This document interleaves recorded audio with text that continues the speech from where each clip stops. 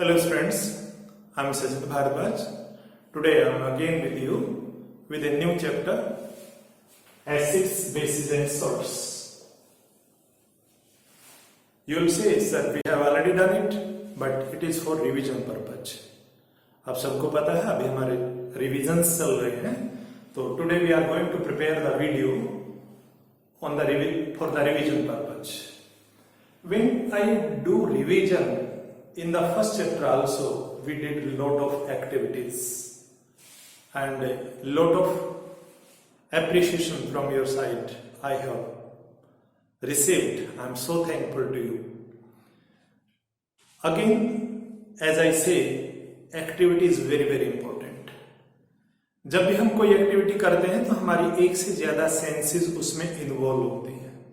हम ध्यान से देखते हैं, हम ध्यान से करते हैं, ध्यान से सुनते हैं, तो मल्टीपल सेंसेस इन्वॉल्व होने की वजह से एक्टिविटी का जो इंप्रेशन होता है वो हमारे ब्रेन पर लंबे टाइम तक रहता है, या कह सकते हैं परमानेंट रहता है.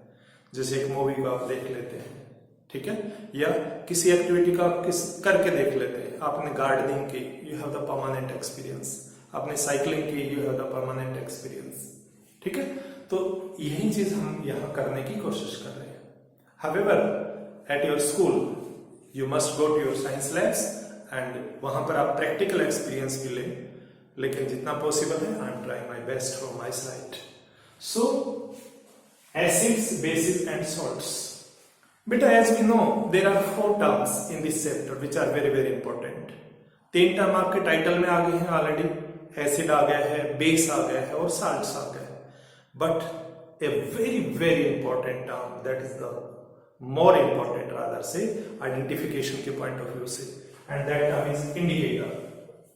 So I will take 4 terms: acids, bases, indicators and salts. 4 term हम इस चैप्टर में लेने वाले हैं.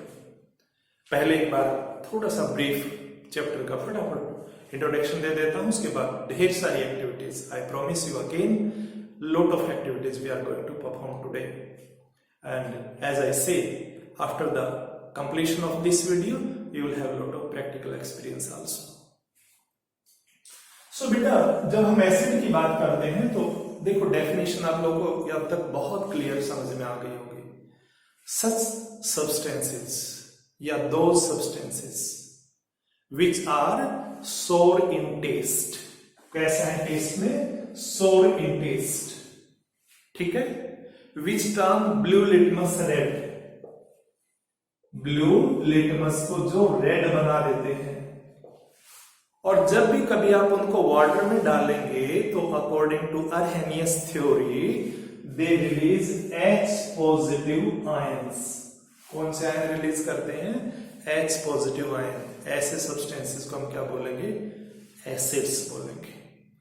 एसिड अपने ओरिजिन के हिसाब से, आगे प्रॉपर्टीज लूंगा डिटेल में, ओरिजिन के हिसाब से एसिड को 2 कैटेगरी में बांटा गया है. एक मिनरल एसिड, दूसरा organic acid. Mineral acids are those acids which are prepared with the help of some mineral. जैसे हमारे पास सोडियम क्लोराइड एक मिनरल होता है. सोडियम क्लोराइड में से अगर आप क्लोराइड आयन को सेपरेट करते हैं या क्लोरीन आपकी अलग हो जाती है, और अगर उसकी हेल्प से आप एसिड बनाएं तो ऐसा एसिड मिनरल एसिड होगा. तो मिनरल एसिड का एग्जांपल हम क्या ले सकते हैं? HCl ले सकते हैं, H2SO4 ले सकते हैं, ये सल्फर की वजह से बना हुआ. HNO3 ले सकते हैं, नाइट्रोजन की वजह से बना हुआ एसिड. ठीक है. So these are the acids which are called mineral acid. और बेटा आप सब जानते हैं these acids are more powerful, more corrosive, they have strong action. ठीक है. हमारी स्किन के लिए ये ज्यादा कोरोसिव होते हैं, इसलिए इनका जब यूज करते हैं तो हम इनको कॉन्सेंट्रेटेड फॉर्म में यूज ना करके कौन सी फॉर्म में यूज करते हैं? डाइल्यूट फॉर्म में. ठीक है. आगे आपको बताऊंगा डाइल्यूशन कैसे किया जाता है. दूसरा आपके पास organic acid. Organic acids are those acids which are taken from some organ. Originally जिनको किसी प्लांट बॉडी से या एनिमल बॉडी से, बॉडी के ऑर्गन होते हैं ना, ठीक है, वहां से जब ऑब्टेन किया गया ऐसे किसी भी एसिड को हम क्या बोलेंगे? Organic acid. ठीक है. ऑर्गेनिक एसिड जितने भी एडिबल आपके पास चीजें होती है जो स्वाद में खट्टी होती है, जितने भी सिट्रस फ्रूट होते हैं, दे कंटेन सिट्रिक एसिड। ठीक है, टोमेटो होता है आपके पास ऑक्सैलिक एसिड। आप सभी ने विनेगर का नाम सुना होगा, हिंदी में सिरका कहते हैं, that contains acetic acid. Even आपको छोटी सी चींटी काटती है, आपको हनी भी स्टिंग कर लेती है, they also insert some acid in your body. वो आपकी बॉडी में एसिड इंट्रोड्यूस करते हैं और उस एसिड की वजह से हमारी जो स्किन होती है उसकी सेल्स के अंदर एक स्पेशल एक्शन होना शुरू हो जाता है, जिसकी वजह से वहां पर स्वेलिंग आती है। तो एसिड हमारे पास ऑर्गेनिक भी हो सकते हैं। ठीक है, कौन कौन से बोले मैंने आपसे?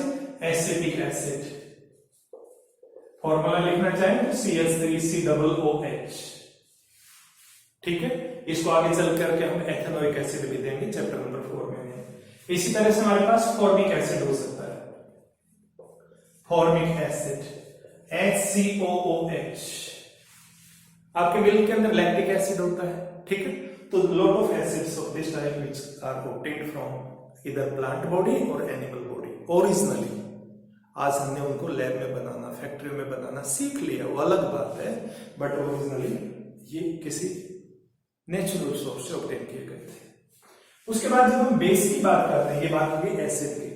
एसिड की बात कंप्लीट होने के बाद हम जब बेस की बात करेंगे तो बेस इसके अपोजिट। बेस का मतलब है सच केमिकल्स। बेस की जब आप बात करेंगे, such chemical which are bitter in taste. Taste के हिसाब से पहले वाले खट्टे थे, ये कड़वे हैं। करेला आप सभी ने नाम सुना होगा, बिटर गॉर्ड। ठीक है, इसी तरह बॉटल गॉर्ड होता है, घिया बोलते हैं, that is taken to be the most basic vegetable you can say. ठीक है, तो ऐसी चीजें जो बिटर इन टेस्ट होते हैं, सोडा, कोई भी सोडा, वो आपका वॉशिंग सोडा है, वो आपका कास्टिक सोडा है, वो आपका बेकिंग सोडा है, बेकिंग पाउडर है, all of them are bitter in taste, that means they contain some base in them। ठीक है, तो ये क्या करेंगे? they turn red litmus blue। Red litmus को क्या करेंगे? ब्लू करेंगे। आज पीएच नहीं ले रहा, पीएच के बारे में अगली वीडियो में बताऊं। तो एंड तीसरी चीज हमारे पास होगी, they release OH negative ions in their aqueous solutions। Water के अंदर जाकर के OH नेगेटिव छोड़ते हैं। एसिड क्या छोड़ रहे थे? H पॉजिटिव छोड़ रहे थे। ठीक है, अब जब हम ऐसे किसी मटेरियल को बेस बोलते हैं तो बेस में से वो सेलेक्टेड बेस, जैसे आपके पास KOH है, NaOH है, इस टाइप के जो बेस होते हैं, इनको अगर वाटर में डिसोल्व करें तो they easily get dissolve into water. वो पानी में डिसोल्व हो जाते हैं, घुल जाते हैं। और वाटर में डिसोल्व होने वाले जो बेस होते हैं, उन बेसिस को फिर क्या बोलेंगे? Alkali. Water soluble bases are called alkalis. Important question है, all bases are not alkali but all alkali are bases. Explain करेंगे। ठीक है, तो ये चीज आपने ध्यान करनी है। अब आती है बात हमारे पास इंडिकेटर की। अब देखो, इंडिकेटर बहुत कॉमन टर्म है डेली लाइफ में। आप सब बच्चों ने बार बार इस वर्ड को कहीं ना कहीं सुना होगा। आजकल सबके घरों में व्हीकल हैं दुनिया भर के। ठीक है, तो वहां पर हम इंडिकेटर वर्ड जरूर यूज करते हैं। Indicator means which indicates something. अब आप कार से जा रहे हैं और सामने से कोई दूसरी गाड़ी आ रही है और अचानक उसकी लेफ्ट साइड में एक येलो कलर की लाइट ब्लिंक करने लग जाती है। तो लेफ्ट साइड में अगर येलो कलर की लाइट ब्लिंक कर रही है तो इसका मतलब ये है कि वो लेफ्ट में टर्न लेने वाला है। आपके आगे कोई गाड़ी जा रही है और राइट का इंडिकेटर ब्लिंक करता है उसका, तो राइट में टर्न लेने वाली है। उसने नहीं कहा आपसे आकर के, उसने एक इशारा कर दिया। इशारे की इंग्लिश होती है इंडिकेशन, और इंडिकेशन देने वाले को क्या बोलेंगे? Indicator. So such chemical substance which can indicate about the acidic, basic or neutral nature। कैसी कैसी नेचर? एसिडिक, बेसिक या neutral nature of a given substance. Acidic, basic और न्यूट्रल, इन तीनों में नेचर को आइडेंटिफाई करने में जो मटेरियल हेल्प करे, उस हेल्प करने वाले मटेरियल को क्या बोलेंगे? Indicator. A chemical substance which helps to identify the nature कौन सी नेचर? एसिडिक, बेसिक और न्यूट्रल। किसकी? Of a given substance. Teacher ने आपको टेस्ट ट्यूब दी, ठीक है, टीचर ने कहा बेटा ये टेस्ट ट्यूब है, बताइए इसमें ये कौन सा केमिकल है, और आप भविष्यवाणी कर देते हैं सर इट इज एसिड, दूसरा कहेगा सर इट इज बेस, तीसरा कहेगा साल्ट सॉल्यूशन, चौथा कहेगा neutral, distil water, sugar solution, सब अपने अपने तुक्के मार रहे हैं। तो इसको कंफर्म करने के लिए क्या करें? We must have some definite material, कोई ऐसा मटेरियल जो इसकी नेचर को कंफर्म करे, उस मटेरियल को हम क्या बोलेंगे? इंडिकेटर। इंडिकेटर बेटा मैंने यहां लिखा है 3 टाइप बनाने में। एक कलर इंडिकेटर जो अपना कलर चेंज कर सकते हैं, ठीक है, अपना कलर चेंज करेंगे, वो सामने वाले का नहीं करेंगे। अगर मैं लिटमस की बात करूंगा तो लिटमस पेपर का कलर चेंज होगा, ना कि एसिड का, ना कि बेस का, ठीक है। तो जो अपना कलर चेंज करने वाले हैं उन इंडिकेटर को हम कलर इंडिकेटर कह देते हैं। कलर इंडिकेटर ने हमारे पास अगर हम डिवाइड करें तो 2 कैटेगरी में जा सकते हैं, एक नेचुरल और दूसरा मैन मेड। नेचुरल में किसे लिखेंगे? नेचुरल, नेचुरल में लिखिए आप लिटमस पेपर, ठीक है।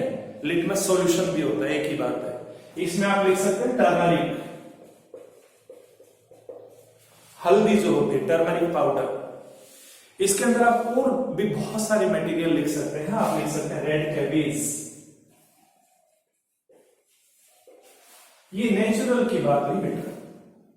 और अगर इसमें मैनमेड की बात कर दे, मैनमेड कौन किसकी बात चल रही है? इंडिकेटर। इंडिकेटर में भी कौन सी कैटेगरी की बात चल रही है? कलर की। तो colour indicator can be of 2 type, ये ए टाइप होगी, बी टाइप होगी। मैनमेड में 2 याद कर लो, ठीक है। एक स्पेलिंग लंबी है, phenolphthalein, PHENOL PHPHALEIN, phenolphthalein, book में भी लिखा हुआ है, वहां से लर्न कर सकते हैं, दिक्कत है तो। सेकंड याद कर लीजिए मिथाइल ऑरेंज, थर्ड याद कर लीजिए मिथाइल रेड, ठीक है। They are more than sufficient at this stage. हर क्लास में आप और ज्यादा याद कर लेंगे। उसके बाद दूसरे हमारे पास आ गए मैनमेड, मैंने बता दिया, इसी में डाल दिया है कलर इंडिकेटर के अंदर। और तीसरा है olfactory. Olfactory indicators are those indicators which change their smell. क्या करते हैं? वो अपनी खुद की स्मेल चेंज करते हैं। कहां पर चेंज करते हैं? एसिडिक या बेसिक मीडियम में, ठीक है। जो दोनों में ही स्मेल नहीं चेंज करे उस मटेरियल को आप ऑल्फैक्टरी इंडिकेटर नहीं कह सकते। ऑल्फैक्टरी वर्ड स्मेल से बना है और इंडिकेटर का मतलब है which indicate by changing their smell, वो कलर चेंज नहीं करेंगे। इसमें आप 3 मटेरियल के नाम याद रखेंगे, अनियन, ठीक है, तो दूसरा आप याद कर सकते हैं क्लोव, और तीसरा क्या याद कर सकते हैं? वेनिला। तीनों की अपनी कैरेक्टरिस्टिक स्मेल होती है, ठीक है, और वो एसिडिक या बेसिक मीडियम में अपना कलर चेंज करते हैं। ये मैंने पहले भी डिटेल में बताया आपको, उस वीडियो को आप दोबारा से देख सकते हैं, ठीक है। अब इन से रिलेटेड कुछ एक्टिविटीज करके देख लेते हैं। इंडिकेटर हम इतनी देर से कह रहे हैं इंडिकेटर इंडिकेटर इंडिकेटर, क्या वास्तव में इंडिकेटर होते भी हैं, काम करते भी हैं, नहीं करते? तो वैसे तो आप जानते हैं। सबसे पहले मैं बहुत छोटी सी एक्टिविटी लेने वाला हूं। आई हैव 2 पेपर स्ट्रिप्स, ये 2 पेपर स्ट्रिप है, राइट। इन दोनों पेपर स्ट्रिप में से एग्जैक्टली ब्लू या रेड कोई भी नहीं है, फिर भी ये जो थोड़ा सा ब्लूइश दिखाई दे रहा है इसको ब्लू लिटमस पेपर बोलेंगे। और ये जो थोड़ा सा हमारे पास ब्राउन सा कलर है या रेडिश कलर कह सकते हैं, दोनों साइड अलग अलग है हल्का सा, ठीक है। तो ये चीज आप ध्यान करेंगे, इसको रेड लिटमस बोला जाता है। जैसा हमने डेफिनेशन में पढ़ा कि हमारे पास जो एसिड्स होते हैं, एसिड क्या करेंगे? ब्लू लिटमस को रेड करेंगे, ठीक है। और बेस क्या करेंगे? बेस रेड लिटमस को ब्लू में कन्वर्ट करेंगे। अब मेरे पास ये टेस्ट ट्यूब है और मुझे आइडिया नहीं है कि ये केमिकल क्या है। आई हैव नो आइडिया कि ये क्या है। देखते हैं जरा चेक करके। ये एसिड भी हो सकता है, ये बेस भी हो सकता है, और ये न्यूट्रल मटेरियल, न्यूट्रल का मतलब बेटा ये डिस्टिल वाटर हो सकता है, ये शुगर सॉल्यूशन हो सकता है, ये कॉमन साल्ट का सॉल्यूशन हो सकता है, ये सभी न्यूट्रल होते हैं। न्यूट्रल का मतलब होता है जो ना एसिडिक हो ना बेसिक हो, उसको न्यूट्रल बोलते हैं, राइट। तो ये चीज आपने ध्यान करनी है। अब हम क्या करते हैं, एक बार ये रेड वाला लिटमस पेपर लेते हैं, इसको इसमें डिप करके देखते हैं। अगर ये रेड लिटमस चेंज हो जाता है, अपना कलर बदल लेता है, तो इसका मतलब ये सब्सटेंस क्या होना चाहिए, बेस होना चाहिए। लेट्स सी, देखते हैं। कैन यू सी, देखिए टेस्ट ट्यूब के अंदर देखिए, लाइक दिस।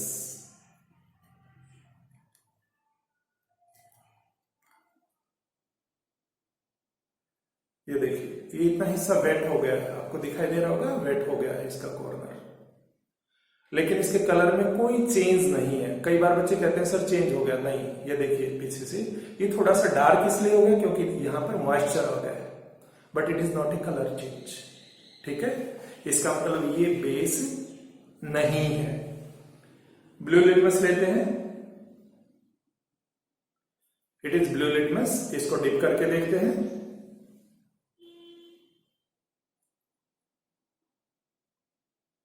ये देखिए ब्लू लिटमस कैसा हो गया है, रेड हो गया है, कलर दिखाई दे रहा है आपको। Blue litmus has changed into red, that means it is acid. ये क्या है, एसिड है। अब एक और केमिकल लेता हूं मैं और चेक करके देखते हैं कि उस केमिकल में हमारे पास एसिड और बेस की प्रॉपर्टीज किस तरह से आती हैं। दोबारा से हम एक रेड लिटमस लेते हैं, इसमें चेक करके देखते हैं, ठीक है। ये रेड लिटमस है, इसको चेक करके देखते हैं कैसा होता है।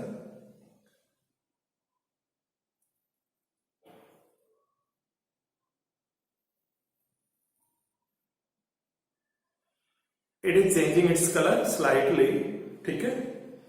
वन मोर,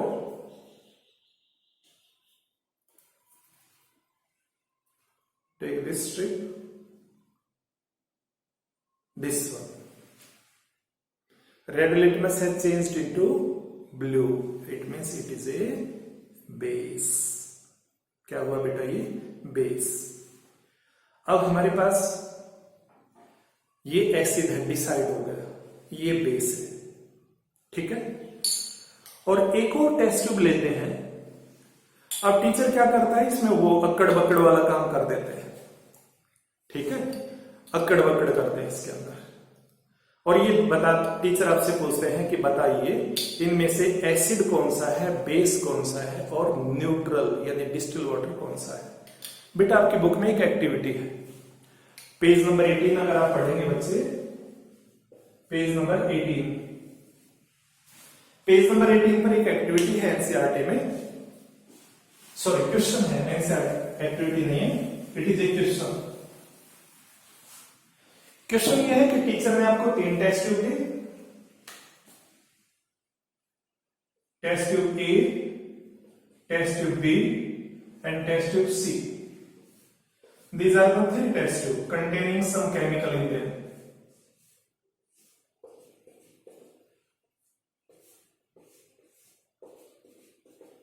Right? और टीचर ने कहा इनमें से किसी एक में एसिड है, किसी एक में बेस है, और किसी एक में डिस्टिल वाटर है।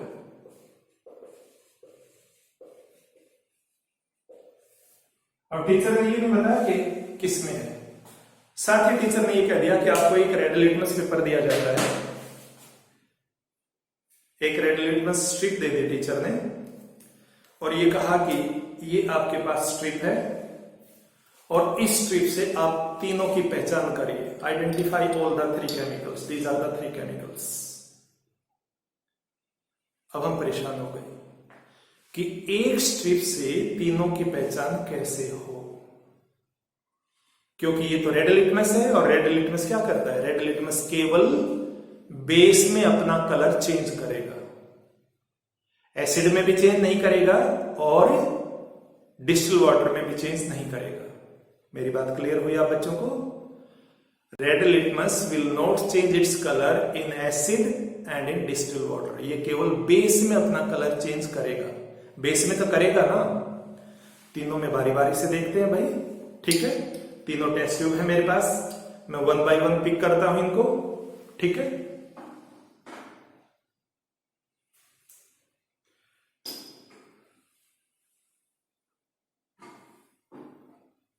सबसे पहले मैंने ये टेस्ट ट्यूब ली, इसमें काफी सारा केमिकल भरा हुआ है, इसलिए भर दिया ताकि इजीली डिप हो जाए, ठीक है। और इसमें रेड लिटमस को हम डिप करके देखते हैं। इस पर कोई इफेक्ट नहीं आया, ठीक है, कोई इफेक्ट नहीं आया। इसका मतलब ये एसिड भी हो सकता है और ये डिस्टिल वाटर भी हो सकता है। ये एसिड भी हो सकता है और ये डिस्टिल वाटर भी हो सकता है, मतलब बेस तो नहीं है ना, ठीक है। चलिए इसको एक साइड में रख देते हैं।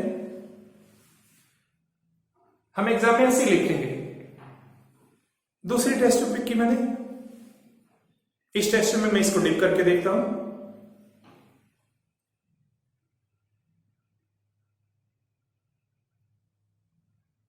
और यहां कलर चेंज हो जाता है, यहां देखिए कलर चेंज हो गया। इसका मतलब ये कंफर्म है, ये क्या हो गया आपके पास, बेस। ये क्या हो गया बेटा, बेस, ठीक है। इसको हम बी मार्क करते हैं इसके ऊपर, और बी मार्क करके टीचर को कह दिया कि सर ये टेस्ट ट्यूब नंबर 2 थी मेरे पास, ये बी का मतलब बेस पहले से नहीं, ये बाई चांस है कि ये बेस हो गया हमारे पास। अब इस टेस्ट ट्यूब को हम कंसीडर नहीं करेंगे, इसको एक साइड में रख दिया। तो आपके पास टेस्ट ट्यूब नंबर ए रहेगा, टेस्ट ट्यूब नंबर सी रहेगा, ठीक है। अब हमारे पास नई चीज तो नहीं है, यही है। इसको दोबारा यूज करेंगे, और दोबारा जब आप इसे यूज करेंगे तो जो एसिड वाली टेस्ट ट्यूब है या बेस वाली टेस्ट, न्यूट्रल वाली टेस्ट ट्यूब है, उसमें दोबारा डाल के देखते हैं। अब देखो ये हमारे पास, ठीक है, और एक ये टेस्ट ट्यूब है, 2 टेस्ट ट्यूब है, इसमें डिप करके देखते हैं फिर से। कलर में कोई चेंज नहीं आया। इसका मतलब ये हुआ कि इस टेस्ट ट्यूब ने ना तो रेड लिटमस को ब्लू किया, ना ब्लू लिटमस को रेड किया। ये टेस्ट ट्यूब नंबर सी है, और इसका मतलब ये हुआ कि ये हो गया न्यूट्रल, ठीक है। अब इसको भी यूज नहीं करना, तो आपके पास केवल एक टेस्ट ट्यूब बच गई। वैसे तो हम कह सकते हैं ये एसिड है, लेकिन फिर भी चेक करके देखते हैं। एसिड की प्रॉपर्टी क्या है बताओ, ब्लू लिटमस को रेड करते हैं। देखते हैं ये ब्लू लिटमस इसमें रेड हो रहा है या नहीं हो रहा है, ट्राई करके देखते हैं। ट्राई करने में तो क्या जाता है।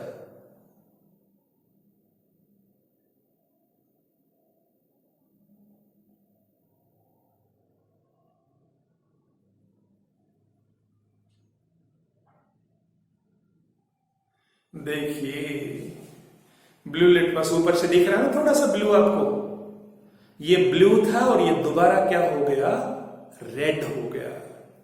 इसका मतलब जिस टेस्ट ट्यूब में ब्लू लिटमस रेड हो गया है, वो टेस्ट ट्यूब क्या कंटेन कर रही है, एसिड। तो इस तरह से हम बेस, एसिड और न्यूट्रल तीनों की पहचान कर सकते हैं।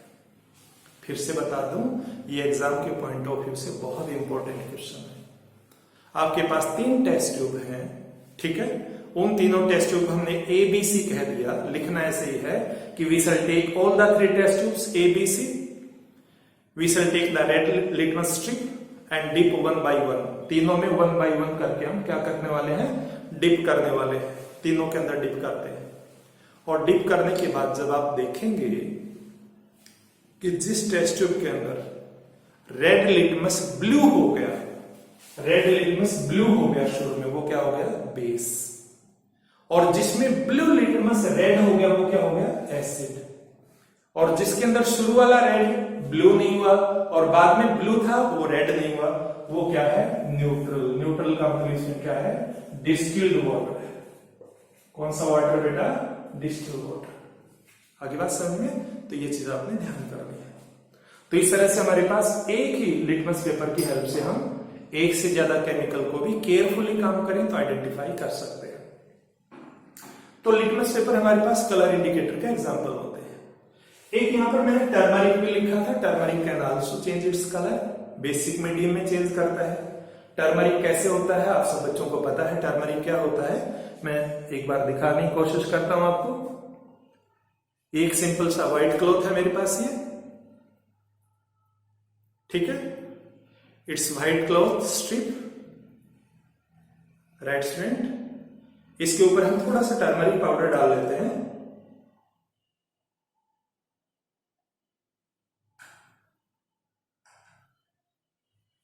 थोड़ा टर्मरिक पाउडर डाला मैंने इस पर, ये देखिए टर्मरिक पाउडर है। टर्मरिक पाउडर का मतलब ये हुआ कि अब आपके पास ये टर्मरिक पेपर या क्लॉथ बन गया है। अब इस टर्मरिक को, येलो कलर आपको दिख रहा है, you can see the yellow colour clearly. इसको हम एक सोप सॉल्यूशन में या सोप की हेल्प से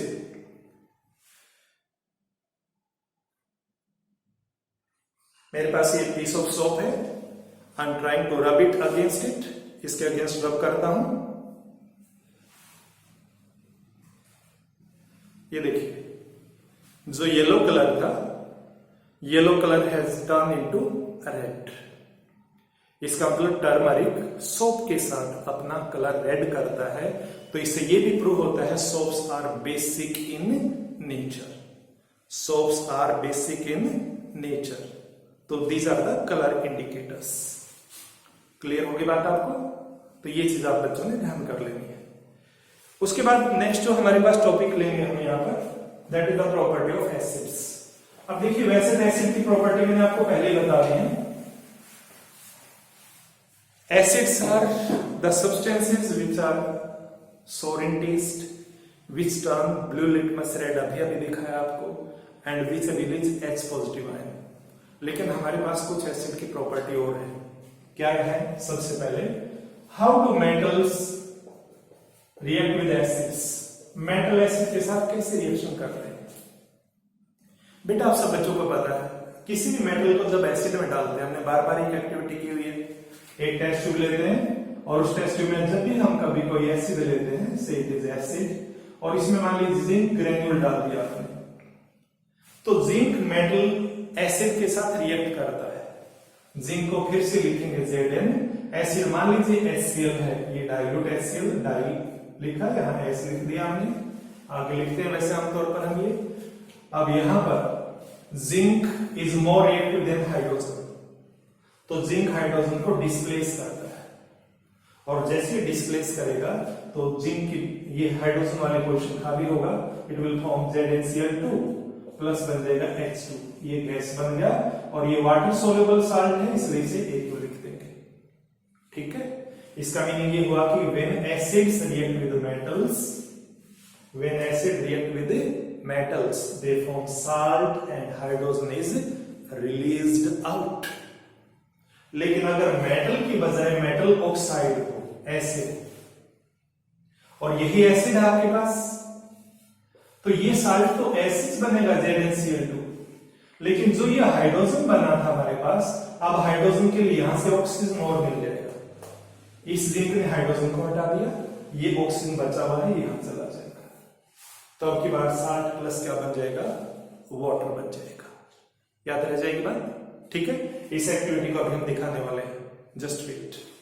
उसके बाद एसिड और बेस का रिएक्शन आप सब बच्चों को पता है, that is a neutralisation reaction. When acid react with a base they form salt, acid react with base they form salt and water. It is called neutralisation reaction, दुनिया का सबसे कॉमन रिएक्शन है। ठीक है, फिर से HCl ले लें, बेस में हम NaOH ले लेते हैं, तो ये Na और Cl आपस में मिलेंगे, H और OH आपस में मिल जाएंगे, it will form NaCl plus H2। It is called neutralisation reaction. क्या बोलते हैं बेटा इसको? न्यूट्रलाइजेशन रिएक्शन बोलते हैं। न्यूट्रलाइजेशन इसलिए बोला जाता है क्योंकि एसिड और बेस दोनों की नेचर फिनिश हो जाती है, वो साल्ट बना देते हैं। अगला जो हमारे पास है वो है एसिड कार्बोनेट के साथ कैसे रिएक्शन करते हैं। How do acid react with carbonate, metal carbonate MCO3। तो इसमें साल्ट बनेगा, साथ में वाटर बनेगा और एक गैस रिलीज होती है CO2। ये एक्टिविटी भी अभी करके दिखा रहा हूं आपको। कैसे? एसिड में मान लीजिए HCl लिया हमने, यहां पर सोडियम कार्बोनेट ले लिया सपोज करिए, तो ये सोडियम और ये Cl आपस में मिलेंगे, they will again form NaCl plus water. और जब भी कार्बोनेट होता है, बेटा मैंने ये चीज बार बार बताई है, कार्बोनेट जब भी रिएक्ट करते हैं दे रिलीज CO2, तो यहां से CO2। ठीक है, आप बैलेंसिंग देख लेना, यहाँ सोडियम 2 है, यहाँ सोडियम सिंगल है, यहाँ 2 से मल्टीप्लाई हो गया, यहाँ हाइड्रोजन 2 है, यहाँ हाइड्रोजन 1 है, यहाँ 2 से मल्टीप्लाई हो गया, बाकी बैलेंस्ड। क्लियर होगी बात? ठीक है, ये चीज आपने ध्यान करनी है। तो अब मैंने 4 प्रॉपर्टीज आपको अभी अभी और बता दी। Acids turn blue litmus red, ये पहले से पता है। Acid release H positive ion, ये पहले से पता है।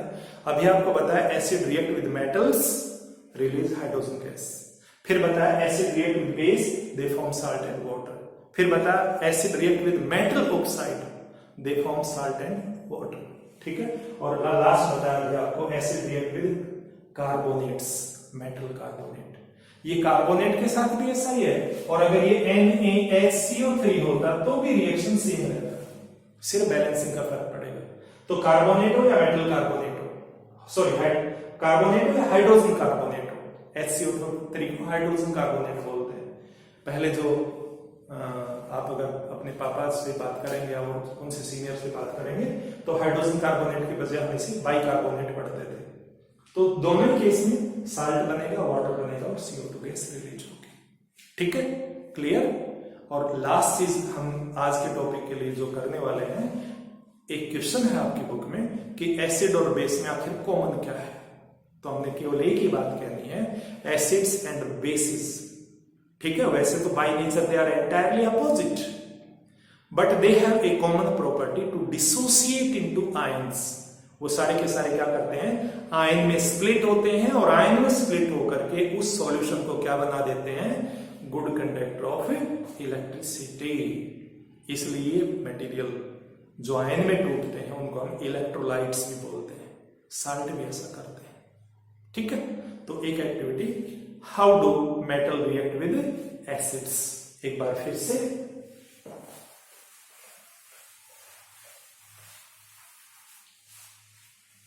Metal plus acid, salt plus H2 gas, hydrogen gas.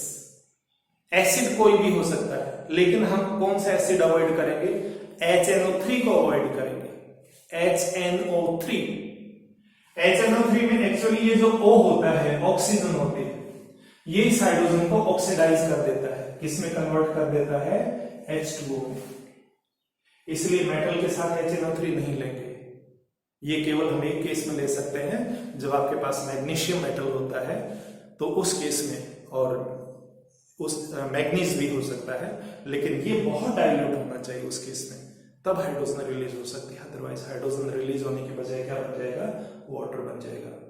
बाकी मेटल लोगे, साल्ट बनेगा और हाइड्रोजन रिलीज होगी। तो एक तो ये देखते हैं। ठीक है, दूसरा हमने अभी आपको बताया कि हमारे पास मेटल कार्बोनेट प्लस एसिड, और यहां बनेगा हमारे पास साल्ट, प्लस बनेगा वाटर, प्लस निकलेगा CO2। हाइड्रोजन की पहचान होती है it Burns with A pop sound, और CO2 की पहचान होती है स्टॉप्स द बर्निंग मटेरियल। ये जलती हुई चीज को क्या कर देती है, बंद कर देती है। या लाइम वाटर में से पास किया जाए तो लाइम वाटर को क्या बना देती है, मिल्की बना देती है।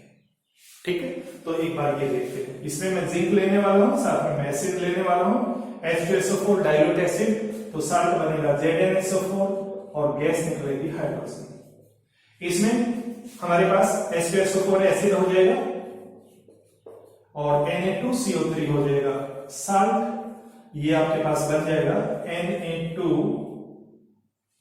Na2SO4 plus H2O plus CO।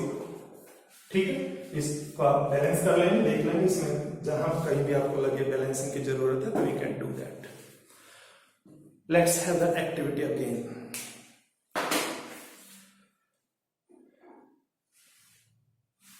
This is acid I think.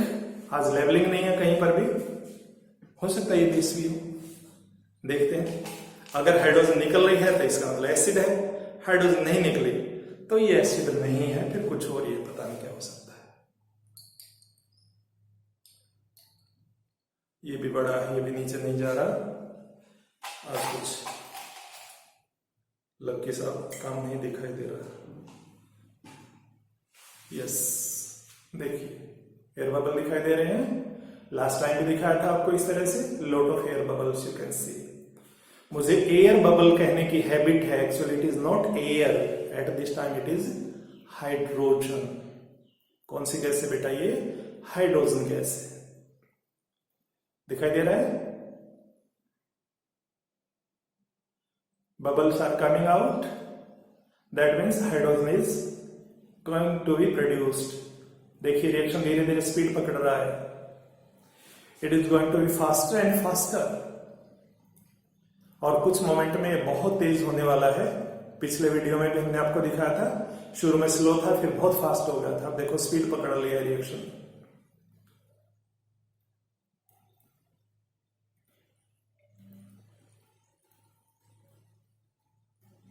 ठीक है, इसको बर्न करके दिखाएंगे अभी।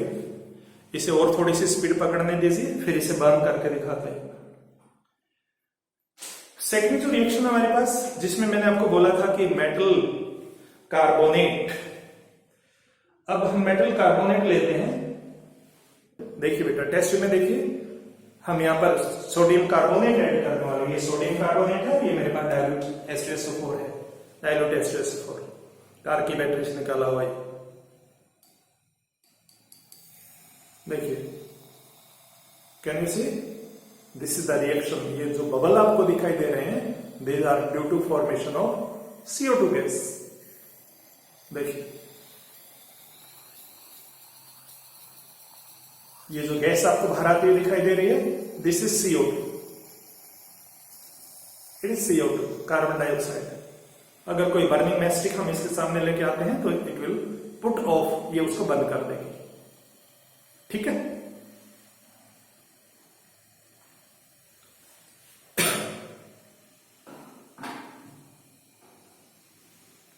अब हमारे पास ये गैस निकल रही है। देखिए बहुत तेज इसका रेट हो गया है।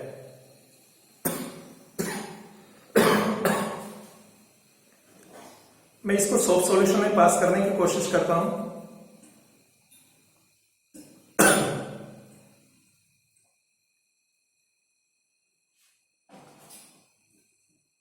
I have soft solution in this China dish. ठीक है, इसके अंदर हम गैस को पास करेंगे। थोड़ा सा जुगाड़ बनाने की कोशिश करता हूं, कैसे पास हो पाएंगे। ये एक घर पर बनाया जुगाड़ है, इसके हेल्प से हम पास करेंगे इसे।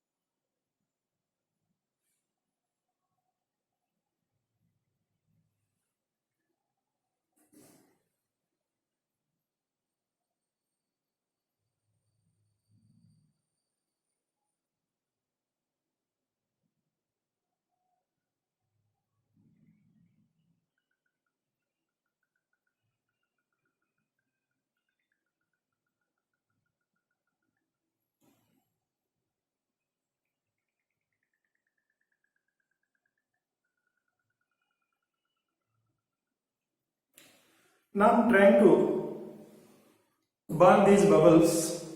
इनको जलाने की कोशिश करते हैं with the help of a burning candle. देखिए, these are the bubbles. That is the sound.